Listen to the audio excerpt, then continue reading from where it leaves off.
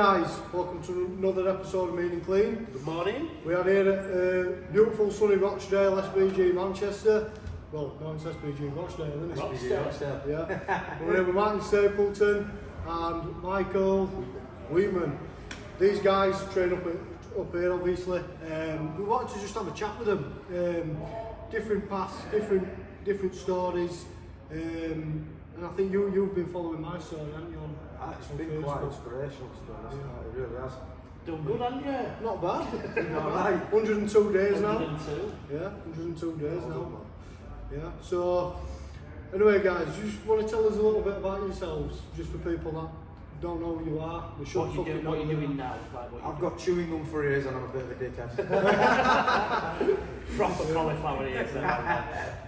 Walked in, I thought they're different earpods, aren't they? Skin colour version.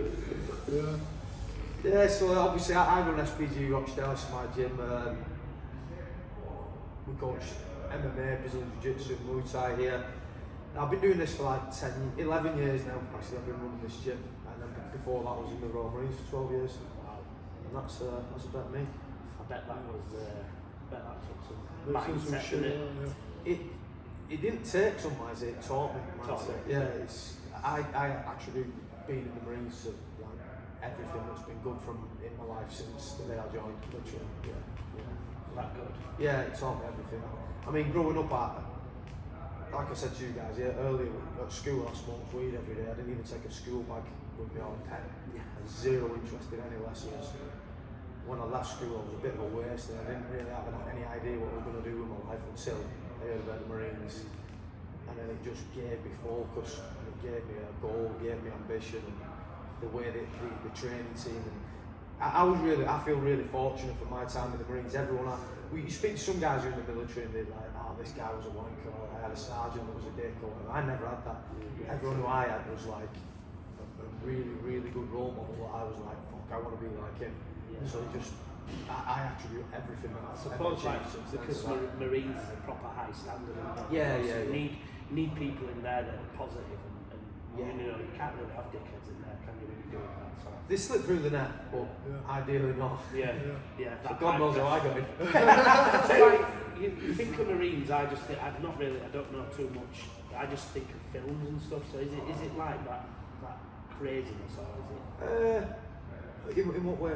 Like, obviously, is it like the SAS, similar sort of thing to it? It's like, is it all secret? Are you thinking more things like shit you see in Hollywood and all that kind of thing? Yeah, I know it's not like that, but half of shit that goes on you probably fucking never hear about. Yeah, that's what I mean? Is it all under wraps all the time? No, not at all. No, I mean, these days nothing's under wraps anyway. Is it like since the first Iraq war?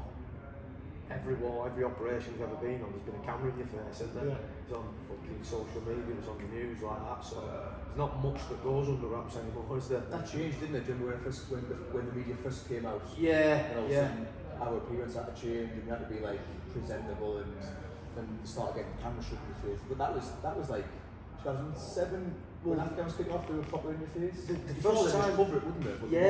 The first time I experienced it was on the actual invasion of Iraq in 2003, because I don't know if you remember it, but Bill Neely, the TV presenter, like, he was a big, I don't know if it was ITV or BBC News or something. He was a massive news presenter, and he was actually embedded with my company when we crossed the line into Iraq. So we were dead aware of that from day one. It was like, Bill Neely here with the camera crew. You're like, you're trying to sit down and make some scrum, and next minute you've got a guy going, Bill Neely, BBC News. I'm like, fucking hell, man. Jesus, give me a minute. So I kind of had that from the first op, really, That's quite a high profile op, isn't it? Got worse and worse, so didn't it? As the time were you both sort of together? Were you serving together? Well, you were polishing. He's well older than me, so he's I'm older. 2003 you were in Iraq? Yeah. I joined in 2004. Right. So I saw Shock them on TV, and I was like, I was the same as a kid. I wasn't like I was an introvert, a really geeky, quiet introvert that didn't feel I was going anywhere. And then when I saw Shock and Awe, I was like, that's going to make me into a bloke. I didn't feel like I was growing into a man. I just thought I was kind of leveling out, almost going down.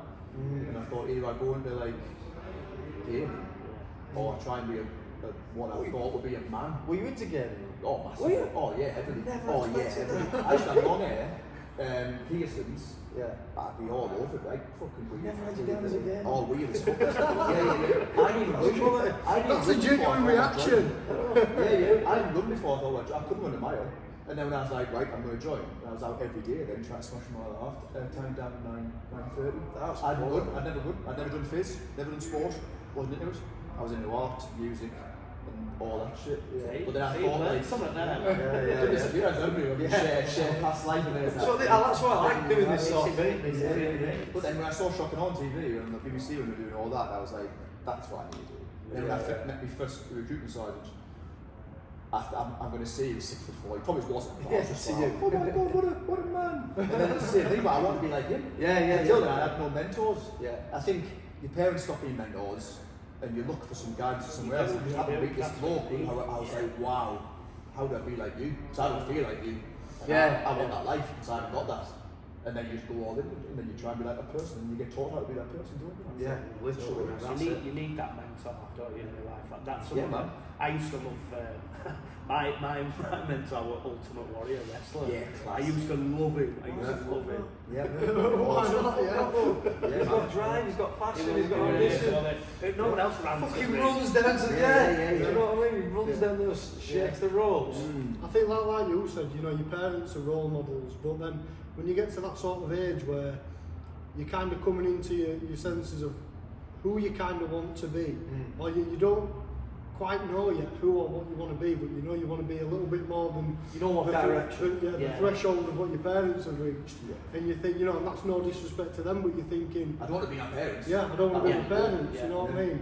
Yeah. I was always lucky with that though, because like my mum and dad were like fucking the best parents I could have had. Never wished for. They were separated, but like my dad was an army guy, and I always looked at him, always into his fitness, and he like took me to the gym from being a kid lifting weights, and he was always a bit of a tough cunt, you know what I mean? Yeah. Remember one Christmas, someone rode my brother's bike on Christmas Day, which is his present. And my dad's ran out in his slippers and fucking dressing, and we're about 10-year-old. I was about 8, he was about 10. My dad's chased him fucking all the way to like a field about 500 metres, and he caught him on the field, fucking levered him, come back with blood all over his fucking dressing gown on Christmas Day, like proud as punch, and I was like, yeah, that's what I want to do.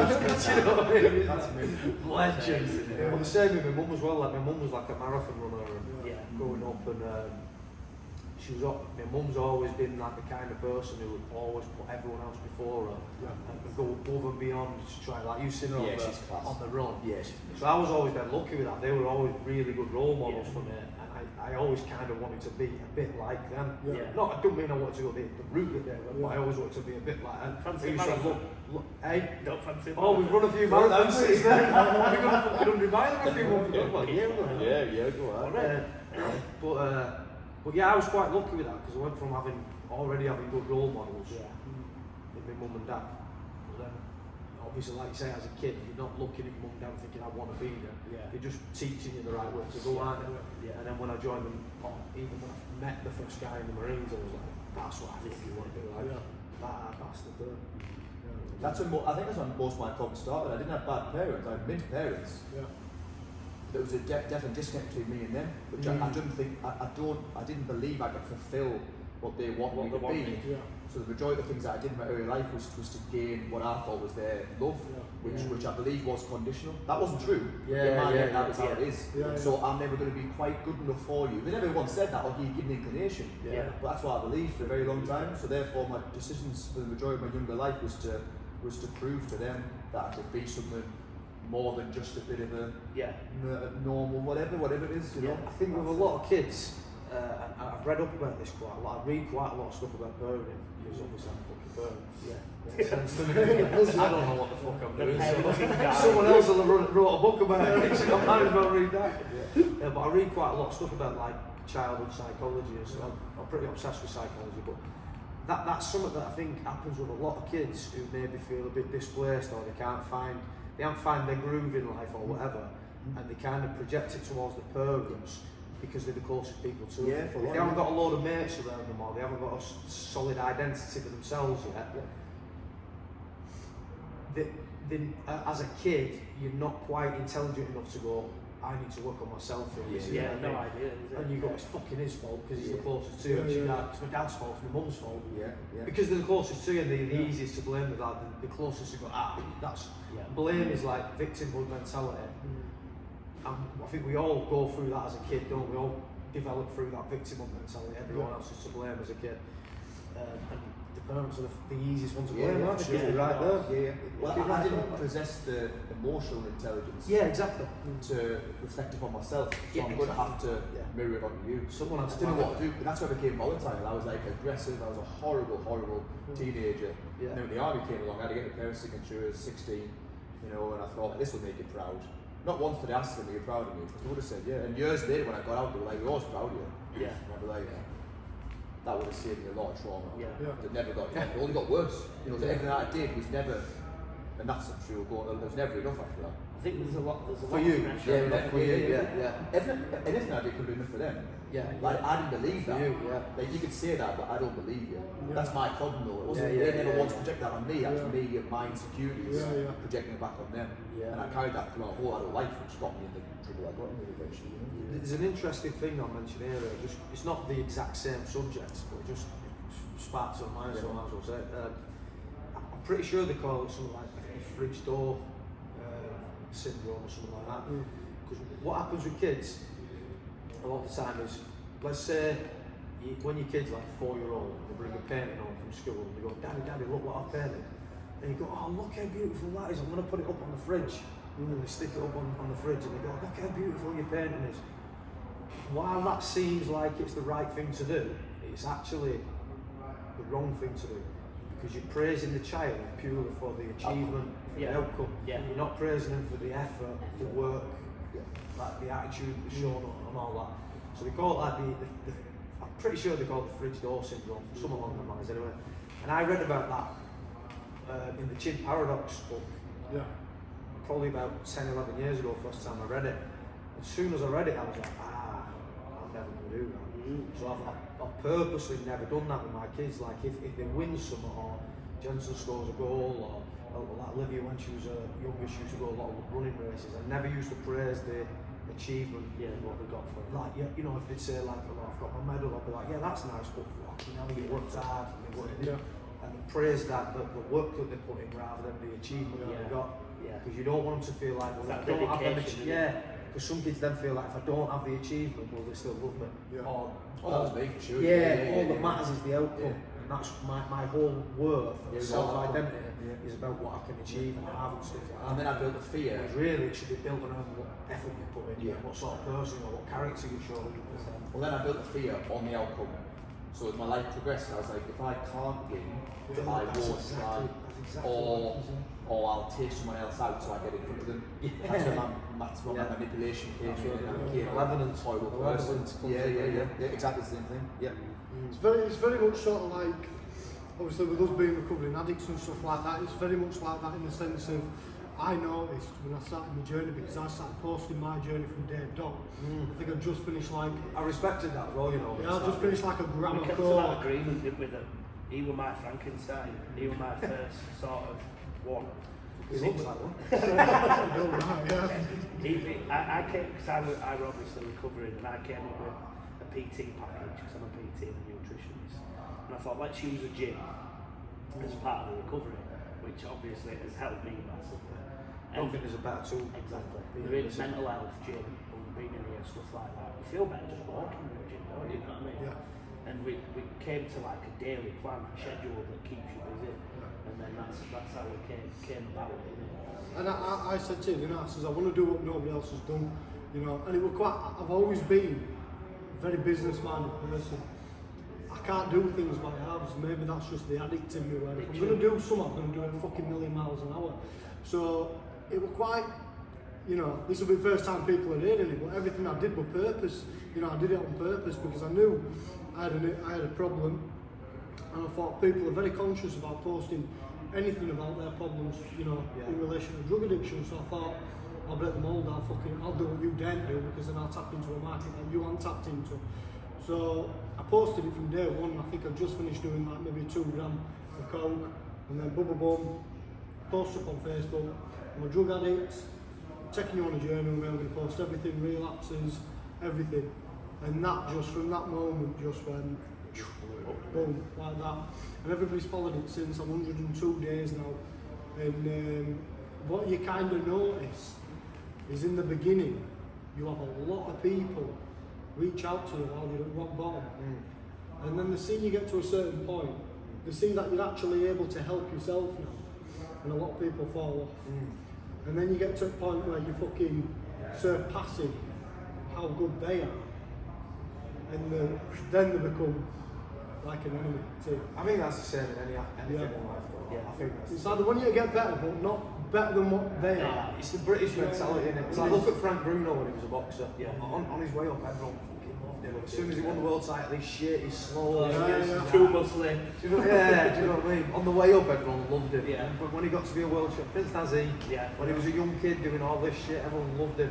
As soon as he started getting on the world level and knocking out world level fighters, everyone's like, he's not on their level, he's this, he's that. It's like, give it a fucking Suck that pedal.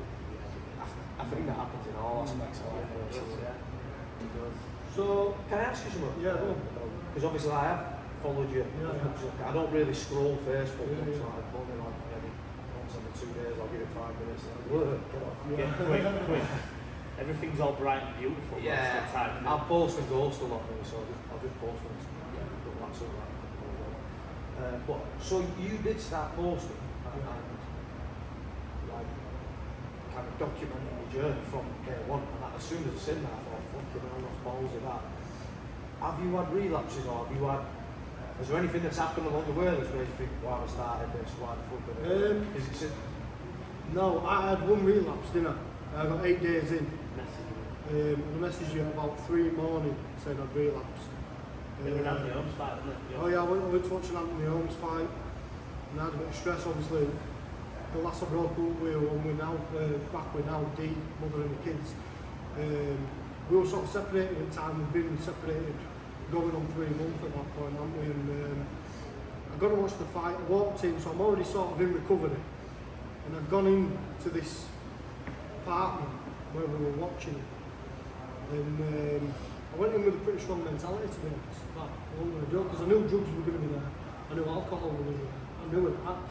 But a valuable lesson came from that relapse because number one, it were, well, me and her were having a bit of an heart to heart over text message, and it turned a bit emotional, which then just led me to go grab a bag out of somebody's hand, crush it, sniff a bag straight away, 2 cans of Carling straight down the neck.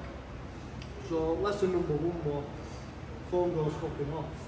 Do you know what I mean? And number 2, don't put yourself in that fucking situation. I said in that environment.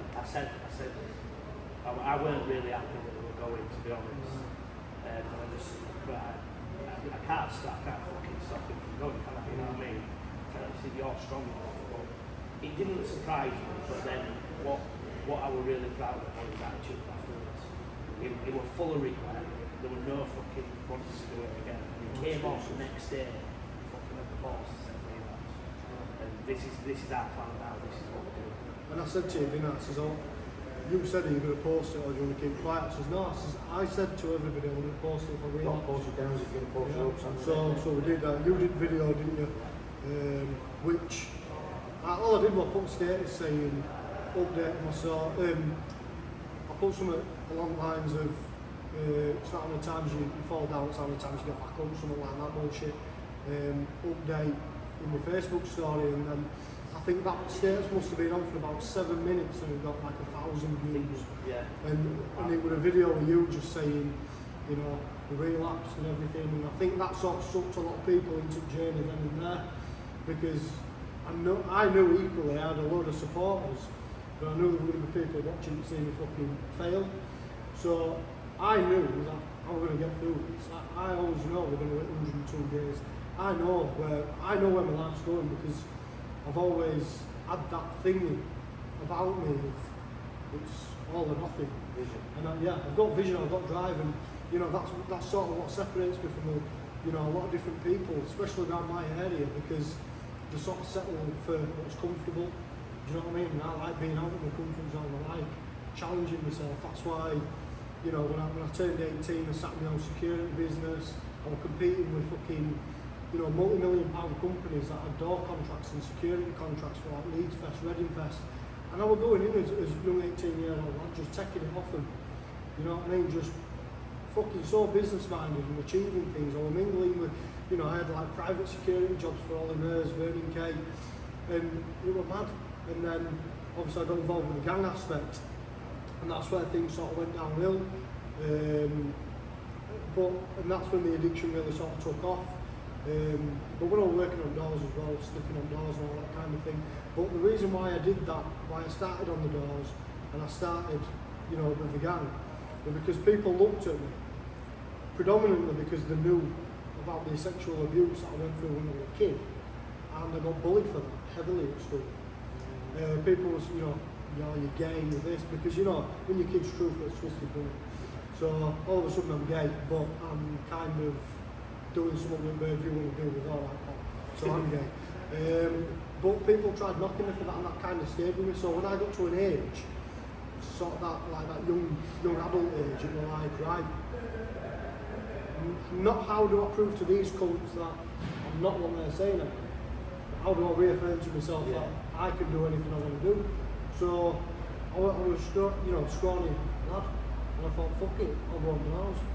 So I went on doors and I got fucking good at it, and I got a good reputation on doors. And then, you know, the gangland side of it, people doubted me, people said you couldn't do it, I know what it takes. But I did it, you know, it ended the way it ended, which works out in my favour really, but, you know, I did it because people thought I couldn't do it. And I thought, I will fucking do it. And now, like everybody saw me at rock bottom and as an hardcore addict for years. And they said, you'll never change because this is my 9th attempt at recovering that. And everybody's like, you'll never fucking change, you always go back to it. And I thought, just you watch. I just knew I had to get rid of some factors out of my life, some certain things. And then growth happened. Well, going back to what you were saying originally about the night out where you had your relapse, I think that's a massive, like I say, lesson, but environment that will always be your best intentions. If you're putting yourself in that environment, especially the more exposed you are to that environment, it will always be your best intention. But it can also pull you towards your best intentions. Yeah. For instance, like say with Mike, runs like the Road to Recovery program. A lot of them guys were in their own little environments where they feel a bit isolated, maybe they're drinking or taking drugs or whatever. They feel like no one gives a fuck about it when they're on their own. But when Mike's pulling them into this environment, in the Road to Recovery environment, it's pulling them towards the best intentions for around. Do you know what I mean? Yeah. It's the right environment to be in. Yeah, they're surrounded by. So just tell us a little bit more about that. So, how has it been going now? I suppose a couple of years now, maybe. Has it been that long? A year and a half at least. Yeah, it's a year and a half, 2 years. Yeah. So it was so I got sober through 12 steps. And my 12 step was asking how to give back, how do you give back, how do you have a worthwhile contribution in the world that isn't about your self-interest. That was my mission. So we were like doing that, I think. Yeah. And I don't know how it grew. It wasn't your intention to grow. I'm not business-minded, I don't think. But like, I do know how to tell a story. Like, I know how to tell my own story. I've made sense of my story. Yeah. I've made peace with the past. Yeah. So I can't be humbled anymore. Yeah. Like, I know who I am, I know what I did. I've got a reason as to why I did it, to why I no longer need to do it in the future. And then I just spoke about my story honestly and just talked about all these weird emotions that men get and don't know how to deal with. They don't know how to deal with insecurities and pride and self-esteem and all this. I didn't even know what was going on with it. And then when I kind of, I guess, facilitate that for other blokes, in a very messy, non-linear way, it's really difficult.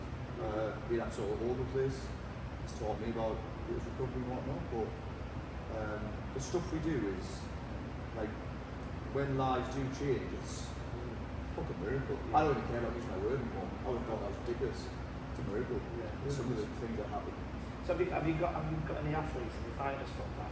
We don't really. We've got one of the lads from here who's on it. And it's all kinds of addictions as well. It's not just drugs and alcohol. It's turned things like just like horrendous anxiety where they can't leave the house. It's just turned to general depression. It's turned. We've got foods are one now as well, like overeating and binging. It's all the same stuff, man. It's all the same stuff. I don't care what you ingest. It's not the chemical you ingest. That isn't what the problem is. The problem is in your head. Well, I've always had that thing. So everyone always says, like with cannabis, they always say cannabis isn't addictive. There's no addictive part of it and all that. Fucking gambling's addictive. Do you know what I mean? Gambling's addictive. So when people say stuff like cannabis isn't addictive, there's no addictive substance within it. I just think, well, bollocks, because eating can be addictive. Gambling can be addictive. Fucking thinking negative thoughts is addictive. Being a negative cunt is addictive. Do you know what I mean? Anything can be addictive if you're doing it habitually. And when I was drinking, lean on it as a crutch. well, that'd be easy. Yeah. So when I was drinking, drinking's not my problem. Drinking made all my problems go away. You hear that about the earrings all the time. I had no problems when I was drinking. Nothing. The world was just as I wanted to be. I was at peace. Drinking didn't make me buzz. It broke me down. So I could just exist. Because otherwise, in my head, I hated the world. I hated the people. I always wanted to get above other people because I felt like a piece of shit all the time. So I've got to do better. I've got to outwork you or outachieve you, or I just need you to see me in a positive light. Because I hate myself and I can't fix that. But I can manipulate you so you think that I'm a good bloke. Do you know what I mean? I didn't know how to fix that. That's too hard. So I can use drink to get all this. So why stop? It's doing everything I want to do. Why stop? I think any addiction is a form of escapism. It's all it is. You're plunging away at reality because reality's too painful. So when I'm doing that, I'm like, I've created my own world. I am king. Where is the problem? The problem comes the following days with the chaos that I've created. Quickest way to get out of that chaos? The thing is as well, you're always under the perception that you're in control of it. Oh God, you don't think, I've got it under control. I've got it under control, and truth is, you fucking haven't. You know what I mean? That's controlling you. I remember like when I was just coming out, just at the back end of my addiction before I sort of started working with Jodie, it got to a point where I wasn't sleeping for like 4 or 5 days, wasn't eating, wasn't drinking fluids, you know, my fucking kidneys were killing, and I was just a crippled mess. But near end of it, before recovery, I remember waking up, so before I crash out for a night, I'd get a plate and I'd get some cocaine lined up, and I'd have the straw ready for when I got up the next morning. And I remember getting up one morning and I looked at it and I went, no. I went and got a bath, got dressed, took myself into town, had a nice fucking cheap cafe breakfast, and I came back to the house and I went, now I'll do it. And I did that. I mean, I still gave into it. So it was still controlling because I still went back to it. But the whole point of that was I'm in control. Just taking that little bit of control back. Just for the next hour. Just for the next hour. I've had some sleep, I'm going to fucking sit in my personal hygiene, I'm going to eat, I'm going to, drink some water, hydrate myself, and then I'll come back to it. Because that will win, that didn't want you to win. You it's like a drug addict wouldn't do that, of course. Exactly. So I'm not a drug addict now, you're functioning. But it's one of them where it's like, I always believe the addiction never leaves you.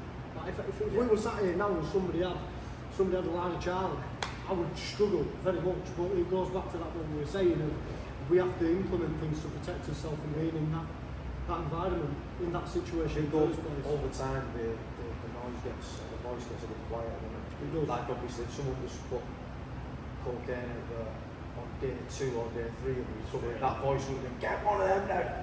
But now it's probably more like, there's a louder voice telling you not to, and that's like, I think that's in all aspects of mental strength. I think that's what goes on. It's like, let's use a dead simple example.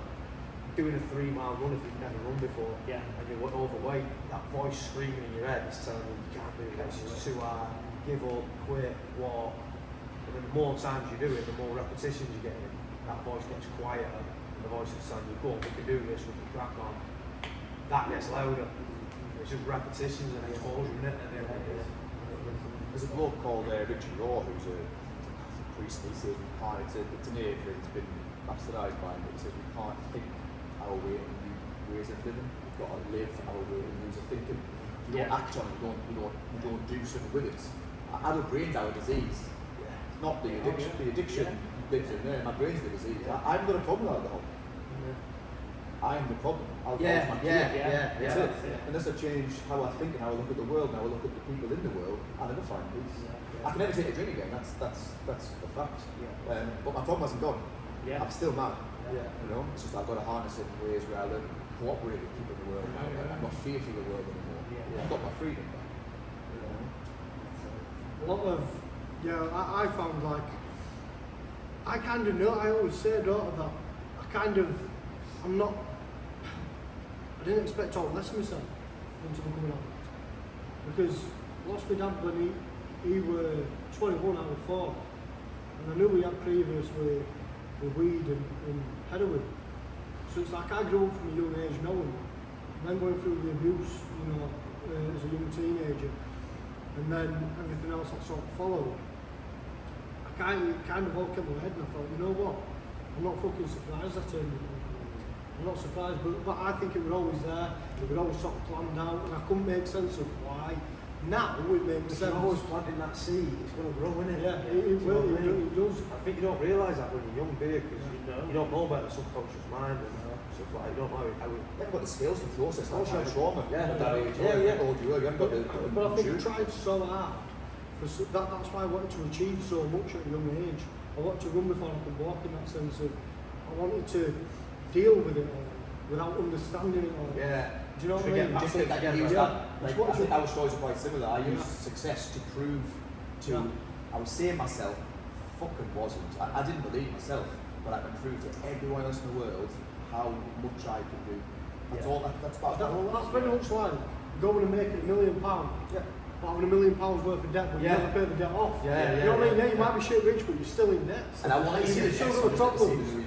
Yeah, like you could create this fucking amazing lifestyle, but the problems that have got you with, you're still there. You've not dealt with them yet. You've not dealt with them demons. It's funny because I can see similarities in your stories there. Have you saying how you used that achievement to go that in the same way as I started MMA, and it's changed because like when I started MMA, I started it really for the wrong reasons, for the total opposite reasons what I'm in it now for.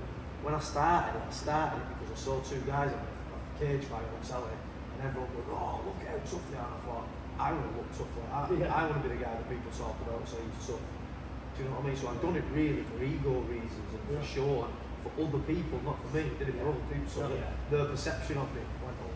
That's why I really started, if I'm honest. But obviously, as I've gone and developed, especially my time training with Carl Townswell changed that massively on my perspective on martial arts and what it actually means to be a fighter and be someone who's capable of standing in the octagon, and not just standing in an octagon, actually preparing and living the lifestyle of that. So now, like the adoration of people watching me is the least thing I care about. I don't really care about that whatsoever anymore. Do you know what I mean? I actually care about what's happening on the mat every minute of every day with myself and my students. Like, Do you still fight that? Do you still fight? I've not fought since before lockdown. Oh really? Yeah. So I was supposed to fight on Cage Warriors a week before lockdown. And my opponent pulled out of the fight on the day of the fight. That on Cage Warriors, one of the best shows on the planet. It happens at that level, man. Unbelievable. And then obviously there was lockdown. Things that messed a lot. Well, the government shut my business down, didn't it? And completely skinned me for the past part 2 and a bit years. Like just as a bit of a story, like me and Haley spent our whole savings like redoing this place, spent like 40 grand. But we just relaunched as SPG Rochdale before lockdown. Like as a legal entity as SPG Rochdale. So when lockdown came in, we didn't qualify for any grants or anything like that. So we just spent all our savings. We had bills to pay, and we were just like, wow, what's going on? This is football. So basically the next 2.5 years I had to spend trying to build the business back up. And I'm not one of them, I don't let people know when I'm in a bad situation. I just put a brave face on and crack on until it's done, because I always want to get out of it anyway. From 2020 to 2022, maybe halfway through 2022 was fucking hard times. But I think as well, from lockdown, from all COVID bollocks and that, I think we're still dealing with things from that. Like addiction. Yeah, you know, a lot of people did, you know, like a lot of people went they went left or right, and by that I mean like they either didn't take fitness and health for granted anymore, and they went down that road of making something of themselves and Because they have nothing else to do. Yeah, So they've got focus on the health. Yeah. or they've gone down the route of fucking addiction, which we're still dealing with people now. How we're on our It program. started in lockdown. lockdown. How many times do we hear that? Yeah, and you know, years on now, they're still suffering with it as a consequence. And But, sorry, I think we're going to be dealing with the repercussions of lockdown for the next decade at least. Oh, yeah. yeah. At least financially, like it's our kids that are going to be paying for all that bollocks. You know, it literally is. That's what it was. And it's our kids that are going to be suffering because they weren't allowed out of their house for 2 years. You know. It's And because of stuff like that they've watched their parents become addicts during lockdown. Yeah. The kids have gone through that where before lockdown the parents were selling at a nice 9 to 5 job and all that, and then after lockdown they're addicts. There must be thousands of families. Working from home, it's easy to crack a bottle of wine. It's like some kids don't know how to process things. They don't know what's going on. All of a sudden, the world's an oyster, and then they can find it. Do you know what I mean? They see mum and dad losing plots, see mum or dad going to drugs or alcohol. You know, all this occurs, and they don't know what to make of it. They don't know how to process it. Obviously, my kids have. My youngest son, I've only got one son. My son. Civil session. And the kids have got. Just fucking cut that bit out. Just can't see that. But yeah, my son, he's quite a sensitive kid, but he's witnessed a lot. You know what I mean? Like he's seen the argument between me and Mrs. and How old is he? he's 6. And we had his parents' evening the other night, and he's not a bad lad at school, he's just chatterbox. And he just, you know, but my fear is, because when he's getting sort of told off at school, he's looking at his mates laughing, and my fear is because around our area, there's a lot of teenagers now that are just not respecting authority, they're not, you know, they're nicking motorbikes, riding into people and killing people, and it's like, I don't want my kid to become that. So I need it, as much as, you know, I've got a fucking tattoo that says FTP, I'm not going to say it on fucking camera, but yeah, as much as I've got that, I probably shouldn't have, because he'll look at that and figure it out one day, but I don't want him to go down that route of thinking I don't have to respect any authority. Yeah. When he's seen me not you know, respect certain authority in certain ways, you know, and he's seen me be around the gang on stuff, and you know, they do it in a way that it's a family thing. It's not a fucking family thing. Do you know what I mean? It really isn't. And he's had to see that. And then he's seen me come away from that. He's seen the states that I've been in due to that. So he's probably got a lot of fucking undealt with trauma. You know what I mean? So now They don't process it, they don't know how to, so But come because out in behaviours, won't it? But because my biological dad died when I was 4, I didn't have that connection, you know, growing up with him, and you know, so like to me, who's going to teach me to be a man? Do you know what I mean? And it's like, right, my life has mirrored my dad's life so much. Without even knowing him. Yeah, like it's mirrored his life exactly to the point, like the addiction, you know, having a son and a daughter the same age apart, boy oldest, daughter youngest, then the addiction, then a road traffic accident, you know, everything's just mirrored, and the last part of it would be for me to be dead in that road traffic accident, but thankfully I didn't, you know, I didn't die, so I kind of look at it now as get your fucking shit together, because I've got a job to do, and that's to raise that little lad to be, you know, to be what I didn't have essentially. Do you know what I mean? So sometimes it can get frustrating for me of nobody fucking taught me. So how can I teach him? But then I don't give myself enough credit looking back at all the things I've been through. You know, a lot of trauma I've been through, but I've also achieved a lot at the same time. Do you know what I mean? So it's finding the respect between both of them. To find the fucking lesson and say, right, this is what I want to teach you about the world, and you know, it will get it. It's just he's got a big imagination. You know what I mean? He's better at sports, he's better at performing. Fortnite. See that's thing with computer games as well. I don't like the fact that kids have so much access to computer games, but look at them these days, they're becoming fucking millionaires from doing that. So it's. Well, the thing is, like, there's one thing in life that's certain, and that's changing.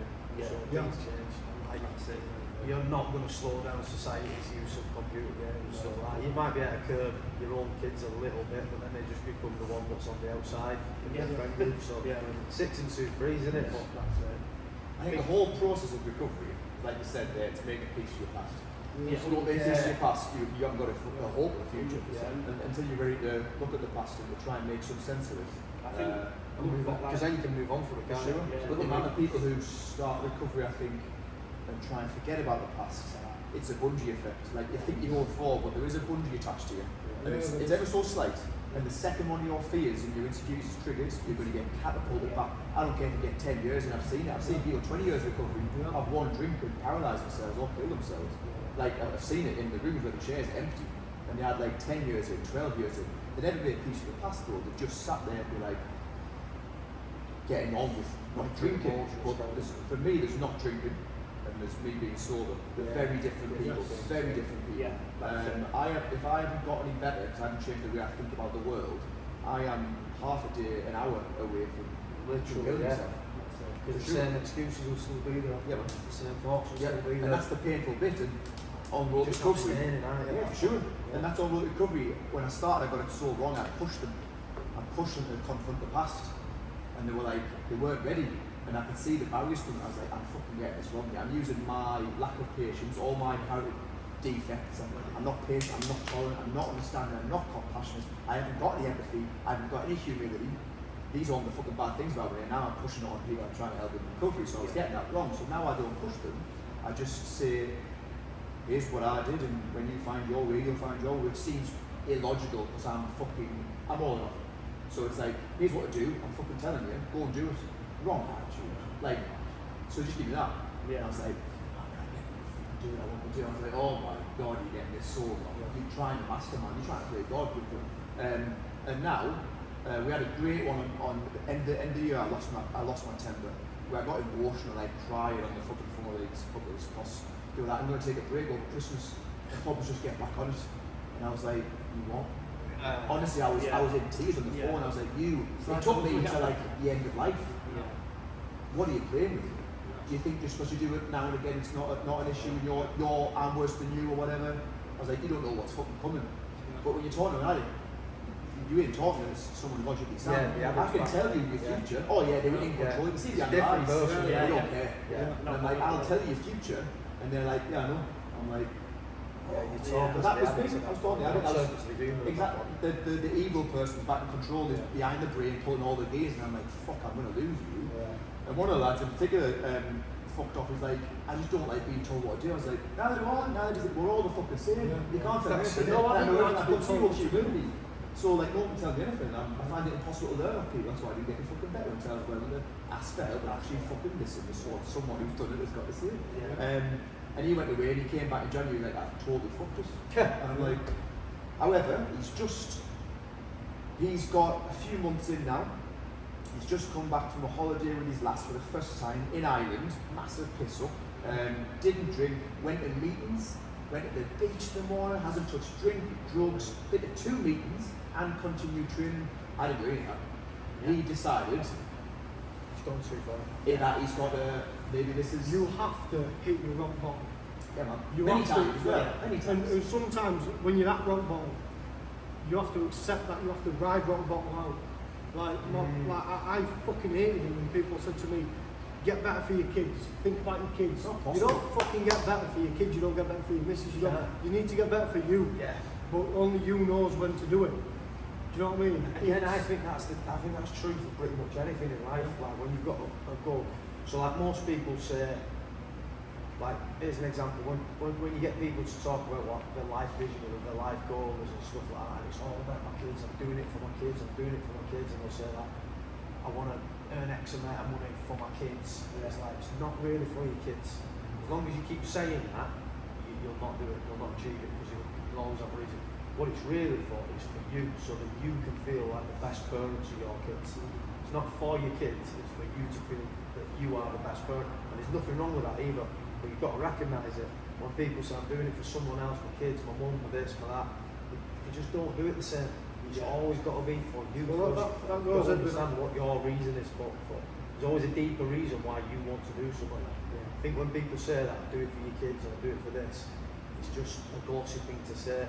And also, There'll how bad always does it be a feel when you deeper say do reason. it for your kids and you're like, I can't. And you can't, especially when Exactly. it's Doesn't mean that I don't love my kids, but it's bigger than that. You Yeah. don't want to get it, man. It's too big. Good for your kids. Fucking hell. Wish someone else would have said So that. there's more shame to be load on me. That's such a horrible person that I can't do for my kids. You know?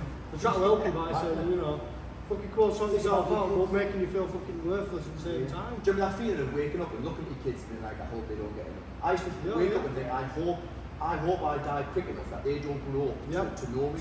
That's a horrible feeling. Been there, Yeah. But they know they're instinctive like fucking animals. Yeah. If I've been out at work and, you know, fucking I finished at 10 o'clock and I got home about 10:30, I'll ride home on the bike and I'll call into a dealer's house and, you know, get in garage and sniff it all as much as I could and then walk in the house and then one of the kids will be out of bed and they just look at you and they know. Yeah. Do you know what I mean? It's in there and it's a memory. But now when you're sober, it's like one of the best parts of being sober for me is that the kids trust what they see. They trust everything what they see. They know I've got time for them. They know everything I say is genuine. They know I'm not going to give them false promises because they've started to see the actions of following up on it. But I look at me as like a spider web effect. You know, so you've got your fucking circle, you've got your main objective in the middle, and the main objective is you. You know, it's me. And then you've got the spider's legs with the other shit, and that's kind of how my head works, and a lot of people's heads work when it comes to recovery. Because my only goal for this year was to stay sober.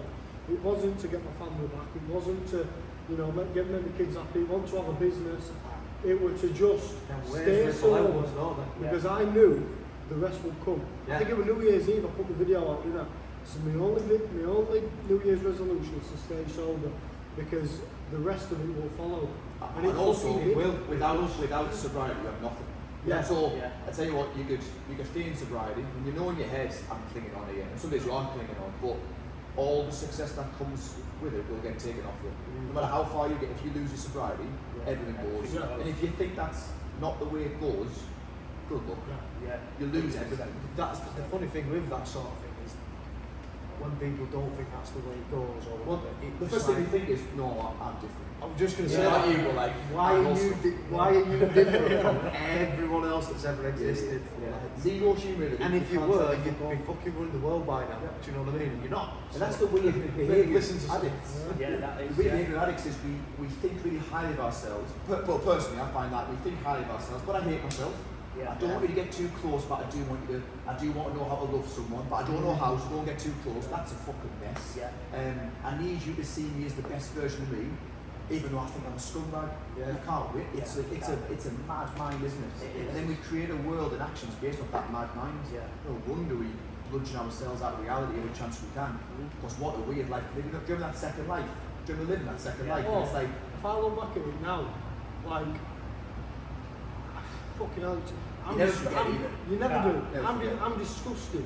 Like, all I know is that if I took one drink, which would turn into one line, which would turn into a gram, I know exactly after that first snort, after that first sip, where my head would go straight up. I know exactly what subject it would go straight up. And there won't be no high of, you know, like a social high like when you're out. People normally do it in an argument. Normal people get that. We don't get that. We don't get that luxury. After one key, I'm isolated, shut down, back to old way, a rattling mess, and then that's it, you've lost me. That's it, I'm gone. I'm not me anymore. Do you know what I mean? But the thing is, I think when you get to that rock bottom, when you're really at fucking death's door, you kind of do feel a bit of the real you coming through a little bit. Just to give you that, to try and say, just to give you that, but we all remember the moment that we surrendered. We all remember the moment that we granted ourselves powerless over it. I'm not religious by any means. That's a very spiritual thing to say, but not religious. Not religion. Not religious, but I walked into an AA meeting. I only went to 2. I walked out to the one man thing. I remember walking into the second one, somewhere I heard someone go fucked up, and I thought, fuck you, and I walked straight back out. I thought I'll do it on my own fucking terms, you know what I mean? But I thought, no, I'm not walking into a clicky environment, and that's what it felt like. But the first time I walked in, I'd been picked up by 2 guys, and they took me down there, and I'd just done like half a gram. And I walked in, and there was a massive crucifix on the wall. I got this warm feeling. And about half an hour later, when meeting was done, I got home and looked to my mum and she says, "You alright?" I says, "Yeah, right." She went, "I'm straight as a dime." I says, "I feel straight as a dime." And that was my sort of experience. So after that, I've always worn a crucifix since that day.